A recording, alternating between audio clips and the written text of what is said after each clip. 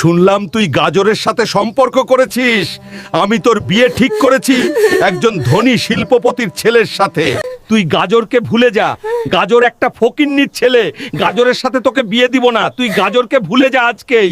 আমি গাজরকে অনেক ভালোবাসি। গাজরকে ছাড়া আমি বাঁচবো না একদিনও। জান পাখি, আমার আব্বা শিল্পপতির ছেলের সাথে আমার বিয়ে ঠিক করেছে। আমি তোমাকে ছাড়া বাঁচবো না কলিজা। তুমি কান্না কইরো না সোনা পাখি, আমার কাছে থেকে কেউ কেড়ে নিতে পারবে না তোমাকে। আমি সব ব্যবস্থা করছি। আমার আব্বা অনেক বকা দিয়েছে আমাকে, বলেছে তোমাকে ভুলে যেতে।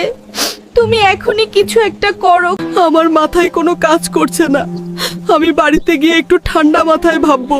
তুমি চিন্তা কইরো না সোনা পাখি, যেভাবেই হোক আমার ফুলকপিকে আমি বিয়ে করব। একটা উপায় যেভাবেই হোক খুঁজে বের করব আজকের ভেতরেই। আমাদের ভালোবাসা এভাবে মরে যেতে পারে না। আমাদের ভালোবাসা ব্যর্থ হলে আমরা দুইজন পৃথিবী থেকে বিদায় নিব। আব্বা, আমি ফুলকপিকে অনেক ভালোবাসি। তুমি ফুলকপির সাথে আমাকে বিয়ে করিয়ে দাও, না হলে আমি বাঁচবো না। ফুলকপির বাবা অনেক অহংকারী মানুষ। এই অহংকারী মানুষের সাথে আমি কখনোই আত্মীয়তা করতে পারবো না। ফুলকপি, তুমি বাড়ি থেকে বেরিয়ে আসো। আমরা পালিয়ে যাব দুইজন।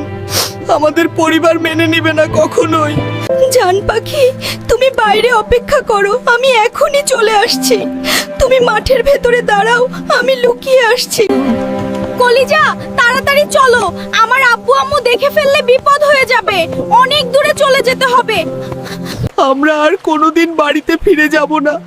সোনা পাখি, তুমি সবাইকে বলে দাও ভিডিওতে লাইক কমেন্ট করে দিতে। বন্ধুরা, তোমরা সবাই আমাদের ভিডিওতে লাইক, কমেন্ট, ফলো এবং শেয়ার করে দাও, তাহলে আমরা সুখে থাকতে পারবো।